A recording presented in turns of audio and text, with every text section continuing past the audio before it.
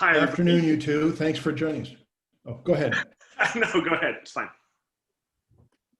Well, no, gentlemen, we'd like to have each of you start. And Patrick, why don't we start by you by stating your name, your age. Tell us a little bit about yourself and why you're running. Jeff Goodman here. I'm in my campaign consultant's office. I'm age 66. I am the Republican nominee for state treasurer. I'm campaigning on the basis of competence, integrity, and vision. I bring 40 years experience to service in this office. The integrity, I'm not interested in being anything other than state treasurer, hopefully for the next 8 years, and a vision of serving all Oregonians and not the chosen few. Great. Can you tell us a little bit more about yourself and your Certainly. background? My background, second generation Oregonian, degree in economics from Pomona College, one of the Claremont colleges, for which I was very pleased to hear this morning that one of our recent graduates back in, I think, the middle 1980s was a recipient of the Nobel Prize announcement today, either in chemistry or physics, which was very exciting to hear. An MBA from the University of Pennsylvania Wharton School of Business, financial analyst at the Heister Company, controller in a startup electronics firm, treasurer of subsidiaries of Northwest Natural Gas, treasurer or chair of a variety of nonprofit organizations ranging from Northwest Pilot Project, Housing for the Poor and Elderly, to USA Olympic Swimming, to the Legacy Foundations, and most recently I'm serving as the chair, sorry, not the chair, but the treasurer of Clackamas Volunteers in Medicine, which is providing basic medical services for the Latinx community primarily, and then 8 years of service on the Lake Oswego City Council. Jeff, was that a chronological history? Pretty much, Pretty yes. much in. Yes. Okay. And so you have run for public office before? Yes, 2 terms on the Lake Oswego City Council, and then I was a candidate for treasurer in 2016, where I came within 2.4 percentage points, 42,000 votes of winning. Chris Telfer, the independent party candidate in 2016, popular former Republican, received 175,000 votes. I'm very pleased that she is 100% supporting me in 2020. Can you take a minute or two and tell us how you differ from the incumbent? Certainly. What I would do if I am the treasurer and how I am different is, number one, I'm going to do the job. Number two, I'm going to work together in a collaborative, inclusive manner to address the challenge of PERS. Number three, I'll be communicating to the public on a broad basis, which I have a track record for doing.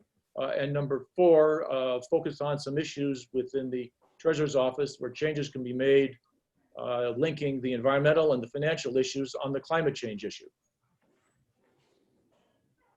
What do you mean, Jeff, that you'd actually do the job? I'm sorry, just paraphrasing your point number one.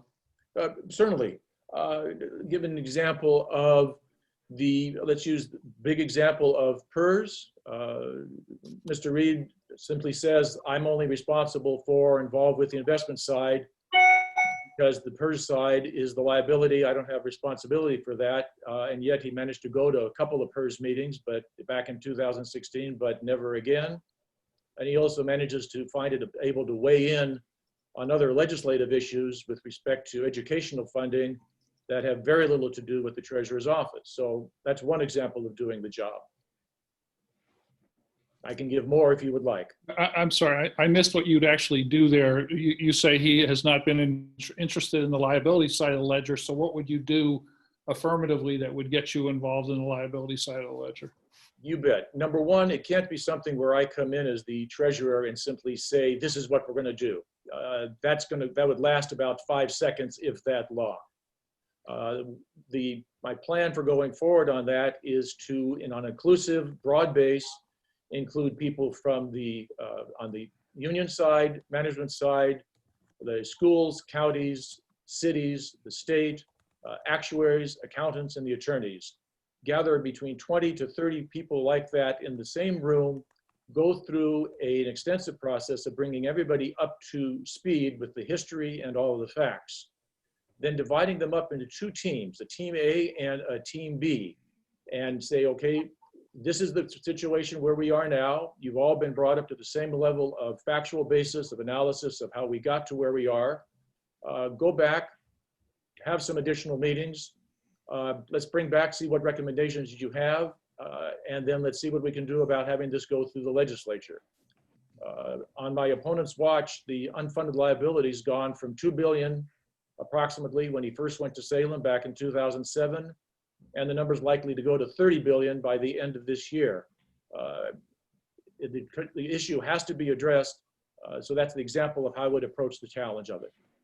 So you'll remember perhaps that Governor Brown called together a panel of some of the state's leading experts on finance, public finance, corporate finance. I think it was led by Don Blair, the former treasurer of Nike, 2 years ago to look at, to do something very similar to what you just said. So, I mean, we just went through that exercise. So why would your leading a very similar exercise add anything new? It's a good question, and I'm familiar with the work that was done. They did a good job. The problem was that then lacked the political leadership coming out of the treasurer's office to help make it go forward. Not communicating on a broad basis through publication in the newspapers, publication on Facebook, going around the state and traveling and speaking to all the different groups to help push it forward. These changes are not going to be easy, but they have to be done if we want to be able to provide the funding to our schools, the funding to our elderly, and for all the other vital services that Oregonians are asking for. Okay, great. Treasurer Reed, let's get you to introduce yourself and tell us a little bit about your background. Sure. Thanks for having us today. I'm Tobias Reed. I serve as state treasurer currently. I served in the Oregon legislature for 5 terms prior to that. And I'm excited about what we've been doing in the treasurer's office. It's not one that a lot of Oregonians know about or care about, but I think as the current times indicate, it's really important to have someone in the office who is diligent, who has an understanding about how our Oregon values align with our fiduciary responsibilities, and who understands the power that we can exert by being custodians and investors of a large sum in the marketplace. We shouldn't be giving away our dollars to Wall Street, and by bringing dollars home, by reducing costs, hiring folks in Oregon, we've added $500 million of additional pension fund capital to Oregon. It protected Oregonians' access to retirement savings. We've helped more than 70,000 people get that access through Oregon Saves. We've saved more than $70 million already. We've opened up the college savings plan to more Oregonians, particularly low and middle income Oregonians. And we're making more strides in holding the companies where we invest to making progress on environmental, social, and governance factors. That's what I'm doing with the office. It's why I'm excited about continuing the office. And particularly in a time like this, when so much of the world is changing, when people are exhausted by the pace of change and all the uncertainty, I think it's really important to have someone in the treasurer's office who is steady, who has an eye on the long run future of the state. And that's what I bring to the office and what I hope to continue bringing to it. Can you respond to your opponent's criticism that you've been insufficiently interested or involved in addressing the large and growing unfunded PERS liability? Yes. I think we should not confuse tweeting and public statements with leadership. We see how well that works with the current occupant of the White House. And I don't take a backseat to anybody when it comes to taking tough PERS votes. I did that in the legislature, and I've taken a lot of criticism for it. But the reality is that was when I was a legislator. My job now is as the treasurer, and it is concerned with generating returns. But it's not just passive. I'm involved in the conversations with legislative leadership to make sure that they understand the implications of various proposals. The way to be effective in that is to maintain a reputation and a relationship that is based on being a trusted source of information. We're also not passive. I mentioned the cost savings that we have when it comes to the investment program. We've redesigned the individual account program, the defined contribution portion of our hybrid system to be better for individuals. We've moved from a situation where they were invested alongside the rest of the Public Employee Retirement Fund to a suite of target date funds that obviously protects the individual savers so they're not exposed to undue risk at the wrong time, and it protects the fund on an undue run on those funds at the wrong time. So we are doing those things that position the portfolio much better, and you can see that over our time. We are often among the very top ranked performers when compared to our peers across the country. So I'm very involved in it. I'm not naturally a person who seeks publicity on those things, but very involved in the substantive work and the core responsibilities of the Treasurer's Office. OPB brought attention to the fact that you have heavily relied in your campaign fundraising on class action law firms that would seek to represent the state. That does seem like a direct conflict of interest, and so I'd like you to respond to their reporting and to the concept that by asking those law firms for money, that you are entering into some kind of a pay-to-play relationship. Well, I appreciate that reporting. Anytime we get to talk about the work that we're doing in the Treasurer's Office is a good thing from my perspective. I don't make the decisions about what firms are part of the state's roster, nor what firm gets particular work. What I do get to make a decision on or have influence on is our attitude when it relates to how we assert our interests as shareholders, as investors. And the fact is that I take a pretty aggressive stance about how we can assert those rights. When a company where we invest is defrauding investors or misrepresenting their financials, and we suffer a financial loss as a result of that, it's important for us to be able to try to recover those financial losses. But just as important, it's a chance for us to assert leadership and try to change corporate behavior. These are class actions, I think you said, and they are going to go forward no matter what decision is made in Oregon. The question for us is whether we want to make an effort to be appointed lead plaintiff and therefore have a chance to influence what sort of corporate behavior or corporate changes are made as a result. So I am happy to have the support of entities who want to hold corporations accountable. But I think what OPB found is that those law firms that contribute both to you and to the Attorney General have gotten work from the state. So I think we all appreciate the state's activism in looking out for shareholder interests. But in terms of your specific campaign, accepting money from those law firms that want that work, why not just say, I'm not going to take money from firms that are seeking to do business with the state? Because I don't have a role in deciding which firms get that work. And I am happy to have that interest in being aggressive and on the offense. Who in your office is involved in helping DOJ make the decision of which law firms get hired? There are a couple of people who've been involved in the panel, but we've been very deliberate, and I do not have that. And the final decision is in the Department of Justice, not in the Treasury. Okay, Jeff, do you want to follow up on that? It may be legal, but it doesn't look right. To use a very straightforward phrase, it stinks. And I want to come back to your question to me about on the PERS. You know, you had the recent legislation back in 2017 with the changes that were made. And normally there's a process in the legislature through the governor's office, Department of Administrative Services, where I think it's called the blue sheet, which is sent to the various departments to ask for the financial impact. Current treasurer wasn't even asked to provide a formal answer as to what would be the impact of PERS changes. Well, that's not acceptable. All right, we have a third candidate. Tobias, before we move on from you, let me get your age just factually, because I keep forgetting to ask people their ages. 45. 45. Okay, Chris, can you hear me? Are you with us? Hi. Yeah. Chris, briefly introduce yourself. Tell us your party, your age, and a little bit of biographical background, please. Okay.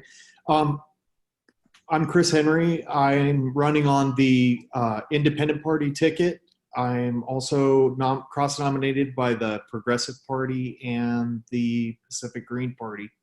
I'm 56 years old. I've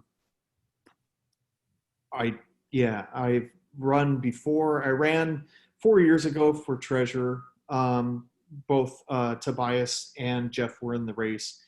I pulled 5% in the race or almost 5% and almost 100,000 votes. So I think I've got a better shot this time. I want to bring a state bank. So yeah, my background, I'm a truck driver. I've been with the same company for about 17 years. I'm a Teamster, and I'm concerned about PERS. I'm concerned about the workers having a voice, and yeah, so. Okay, thank you.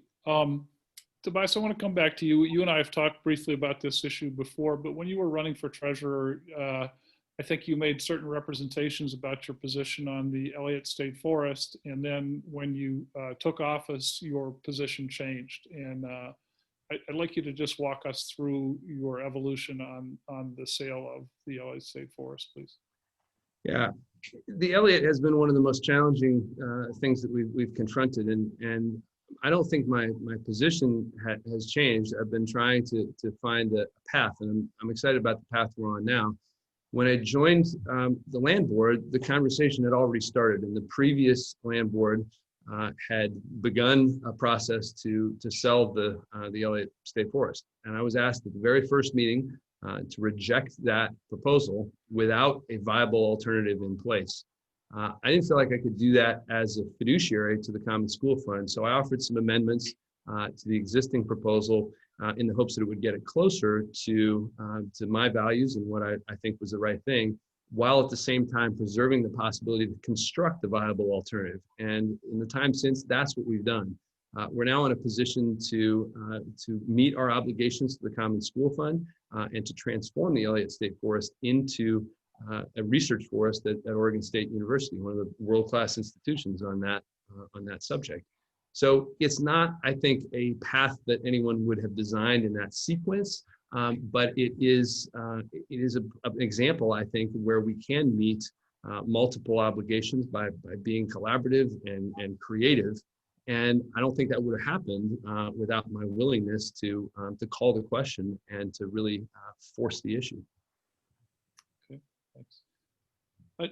Jeff, you served 8 years on the Lake Oswego City Council, and as you discussed with us previously and again today, you've served in a lot of civic and volunteer positions with fiduciary responsibilities for nonprofits and so on, but you don't have the depths of relationships that your opponent, that the incumbent has with the governor, with other legislators, with the public employee unions. So why would voters reject an incumbent who has all those relationships, under whose watch the Investment Council has continued to perform very well? Make the case for change. I want to hear it more clearly, please. Certainly. A couple of thoughts on that. If relationships have gotten us into the challenge that we face right now with respect to our obligations, then I'm not sure how effective those relationships are serving Oregonians in total. Secondly, with the, as has been noted, for example, in the Oregonian, it basically said the incumbent is adequate and we hope he'll do better. Well, if that's an endorsement, I'm glad I didn't get it. So the goal is to, the endorsements and the relationships can be built. I don't have them initially, but that's why I'm going to want to have a strong team around me of people who have those relationships in Salem. And when you work the issue, relationships come from working the issue. When people know that you're honestly addressing the facts, trying to come to a good solution, and including everybody who has an interest in the outcome in these discussions and conversations, as described with this Team A, Team B approach, that's going to overcome the fact that I may not know all the legislators in advance that I will need to know and I will work with. But I think that's an easy hill to climb, and I look forward to doing it. So the treasurer is a part of the Oregon Investment Council. The treasurer ensures that the state manages its cash efficiently and raises money, issues debt in a responsible and efficient fashion. I haven't heard you address those two key core functions and say, hey, the incumbent is screwing up his role in the investment council. The returns are lousy. I haven't heard you say that. I haven't heard you say the state is mismanaging its cash or is issuing debt in an irresponsible, inefficient fashion. So let's talk about those key functions of the office rather than things that are not key functions of the office, and tell me why you would be better at those two than he is. You bet. It's a very good question, and I'll give a two-part answer to that. Number one, kudos and compliments to the investment team in the Treasurer's office. They have done well, and they do continue to do well because, quite frankly, Mr. Reed stays out of those decisions as well he should. He doesn't have the background for it. That's demonstrated on my second number point. At the most recent investment council meeting, the idea was brought up at the meeting during open discussion about using currencies as a separate asset class. And Mr. Reed just sat there, did not have any response. Now, in the world of investing that I operate in, you've got four basic investment classes. You have stocks, both public and private, but equities, you have fixed income, you have cash, and then you have fixed assets like real estate as one example. Currencies or options are not a separate standalone class. Granted, you can make money with the trading of currencies and options. Granted, you can use currency and options to hedge your risk to get a little bit of marginal return, but you do not treat currencies as a separate asset class.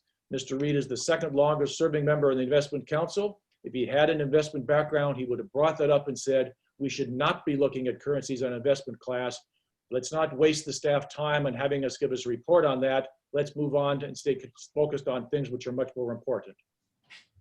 Okay. Treasurer, would you like to respond to that? Sure, I'd be happy to. Mr. Goodman does attend some of our meetings, and he may All of remember the meetings.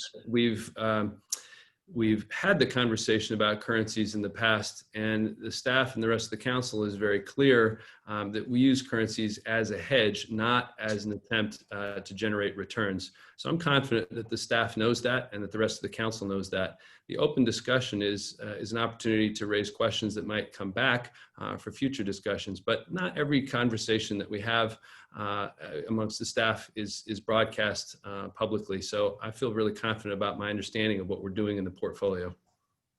Okay. Chris, I want to give you a chance to offer an argument for why you would be better than either of these two gentlemen. Well, on the Oregon Investment Council, I think basically that we should be bringing the money home, like Tobias was talking about. He wants to bring it home, but invest from here to Wall Street. I don't have relationships with Wall Street. I won't create relationships with Wall Street. I'll be breaking them. I want to bring our money home, work and be able to lend out to cities and counties and who will be investing also in Wall Street. And I think if we take a community-based approach, I think it's more sustainable over time, far better than Reed's approach. He believes that bringing it home to investment houses here is going to be a more sustainable avenue, and he's saved some money, sure, but I think you can save a lot more if we were to open a state bank, and I think things are leaning towards that. Ted Wheeler wrote an op-ed about doing a virtual state bank, and that would kick it off so that you wouldn't have to have the actual brick and mortar establishment. You know, you could just run it right out of the treasurer's office itself. So that would be an in. You know, I see that the economy's getting pretty rough out there, and I think that we should be looking to relocalize our investments on the Great. investment accounts. I'm sorry. That's great. Thank you. Jeff, I want to ask you, you made a brief passing reference to the environment, and I'm not sure where you were going with that. So let me ask you directly, what level of activist investing in terms of investing in either socially responsible or there are all kinds of different takes on activist investing these days. Could you sort of tell us your philosophy about how the OIC should invest and whether it should be considering factors other than just absolute return? Certainly, and the point I was making, and also to your point, you have the internal and you have the external. You're referring to the external, which is the environmental, social, and governance standards. The jury is still out, but it's very clear that ESG standards have the potential, and in some cases have, enhanced the return, because it's particularly as it relates to governance, because when you have good governance, you generally then get good environmental and good social standards. I'm in favor of that. We need to get the best possible returns that we have with the risk associated with it. I was also referring to the internal. As an example, again, speaks to the question of what I call the competence. The state, through the Treasurer's Office, issues debt. There is a risk factor section that's identified in every debt bond instrument that when it gets issued by the state, identifying the risk factors. Although it's not required, it is not prohibited. The state should have in every bond issuance a factor on the risk of its state's economy to climate change, be it through forests, be it through the acidification of the oceans, and the impacts on the ability of the state to meet its financial obligations. This is something that's very straightforward that can be done in consultation with counsel. It should be done. Secondly, when the debt is issued, there are opportunities to have the interest rate on the debt that's issued by the state linked to meeting certain environmental metrics. Now, that's a challenging part, coming up with the metrics for that, but if they meet those metrics over the course of time the bond is issued, you then can have lower interest rates. Lastly, when the time comes again that we'll be traveling, there's the opportunity for the people traveling through the State Treasurer's Office, when they say travel from here to Chicago or to New York for an investment conference, to go online, purchase carbon credits, and have those dollars directly going to companies here in Oregon, who then, whether it's a tree farm in Oregon or somebody doing environmental work, so you get a nice full circle for that. I would pay for that particular program by no longer using advertising dollars or the Oregon Saves program, which is a mandatory program. We have Mr. Reed, who spent almost $250,000 to put out, in my judgment, a cheesy video advertising a mandatory program. What are we doing advertising a mandatory program? It's like workers' comp. You have to have it. So there are ways that we can move forward on the climate, do a better job in the Treasurer's Office, particularly internally, but also continuing the work externally. Thanks. Tobias, could you follow up? I'd like to hear, we've heard from Mr. Henry that he'd be interested in a state bank, which is that's his philosophy. We've heard from Jeff on your philosophy as it relates to ESG. Yeah, there's a lot in what was just said in the last couple of answers. Let me start by acknowledging and expressing some excitement about a couple of things that we've got in common amongst the three of us here, and it starts with the fact that I agree with the goals as Mr. Henry has stated.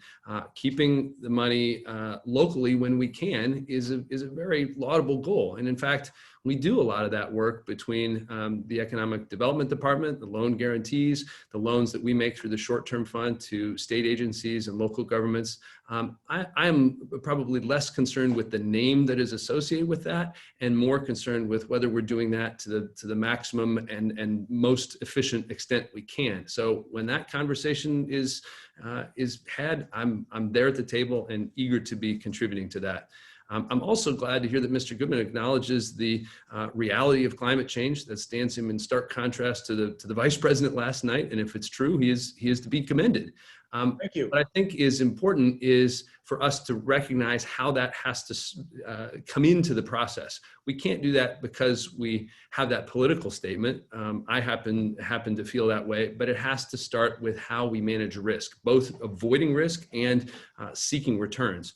So we're very deliberate about boosting our capacity to integrate that into our decision making. I'm not interested in taking an off-the-shelf approach or thinking of it as a separate category in the way we approach our investments, but rather to integrate and to understand how those risks manifest themselves. No prejudgment here. The way that they need to be measured varies across industry, across segment, across time, but we need to get better at understanding that so that we can make our decisions on real data and be consistent with our fiduciary duty to manage risk and generate returns. Okay.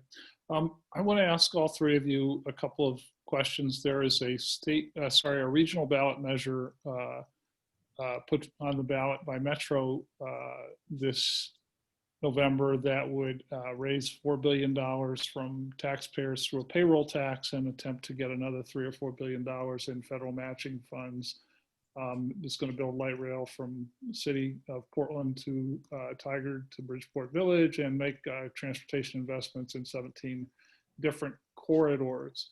I'd like to ask you all to tell me whether you support the measure or not, and briefly why. Chris, we'll start with you.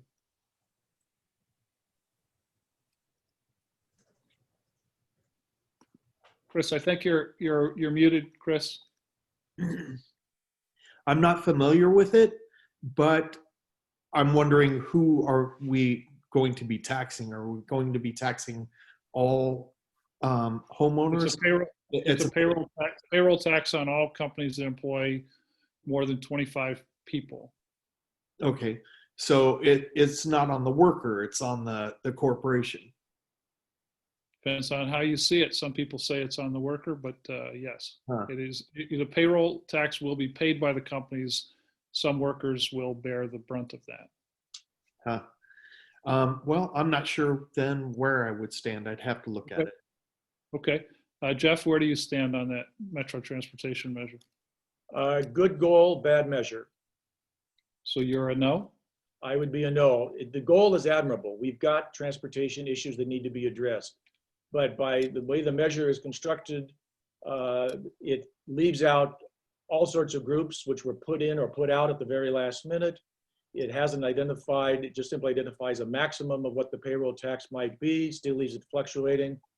It is conflating both building costs and our capital costs and operating costs. And so, great goal to address the congestion issues in the metro region, but this particular measure does not meet the standard to get a yes vote from me. Treasurer Reed?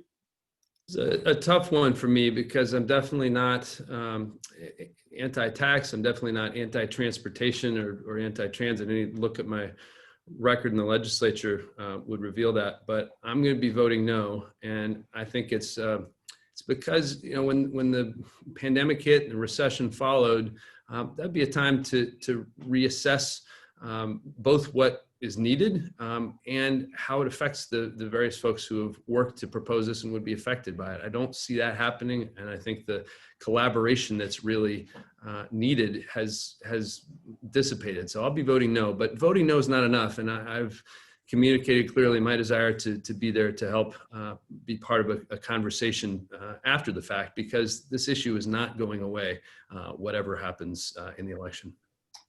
Great, thank you. I'm gonna ask one more, and then we'll move to a different section. So there is a measure on the ballot, Measure 110, which would decriminalize the possession of cocaine, heroin, methamphetamine, and other drugs, and it would shift existing cannabis tax receipts, about $100 million a year, toward helping people find treatment. It won't provide that treatment, but it will help them find it.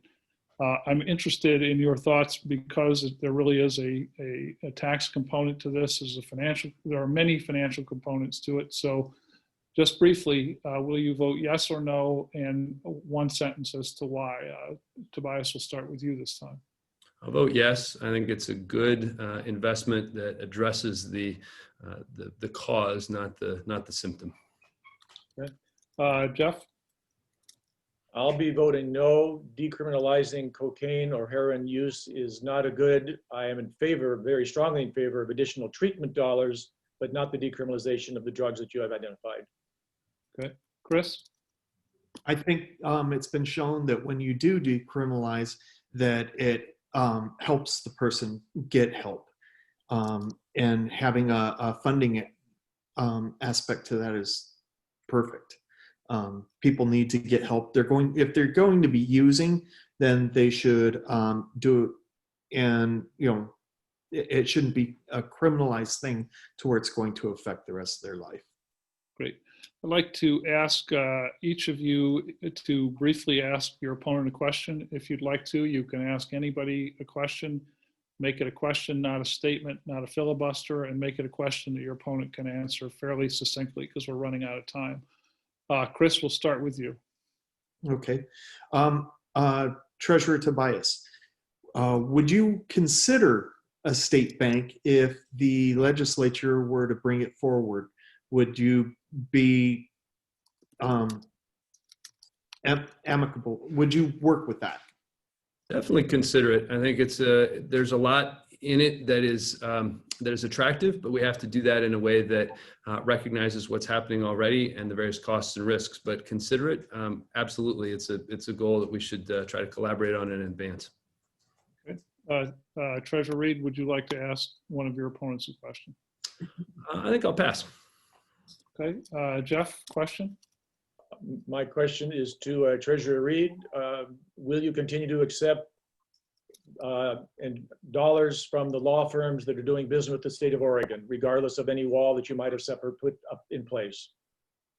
I have not been offered any additional at the moment, but it's a conversation that I'm happy to have with people who are willing to stand up to corporations who are engaged in misbehavior and to assert our rights as investors.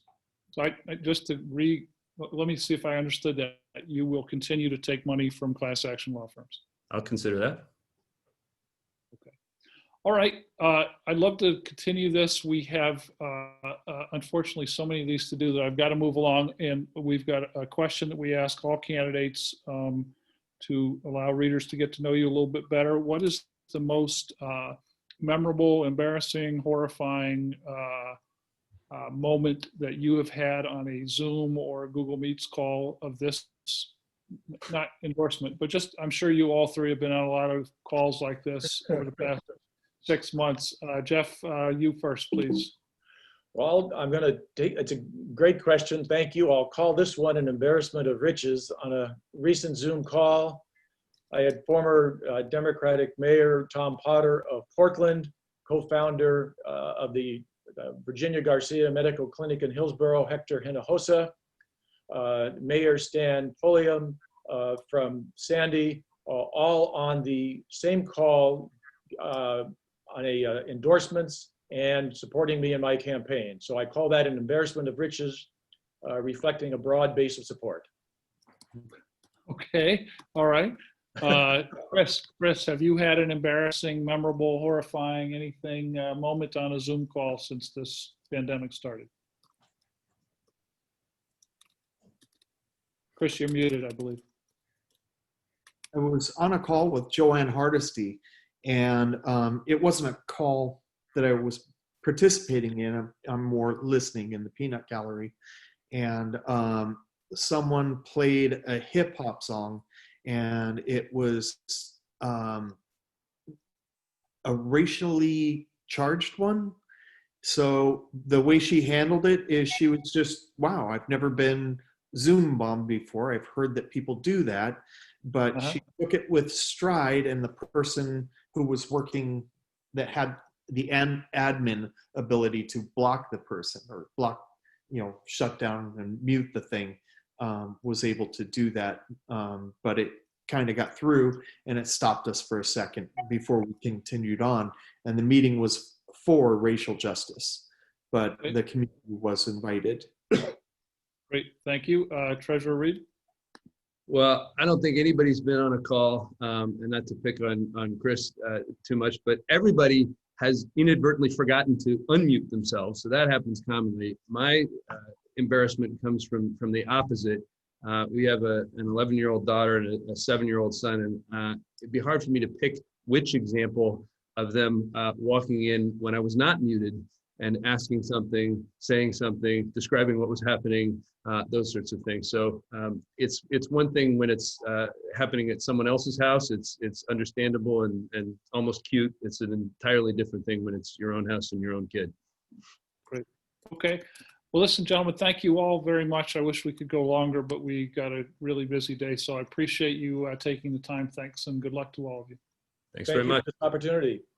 Okay. Thanks again. Bye-bye.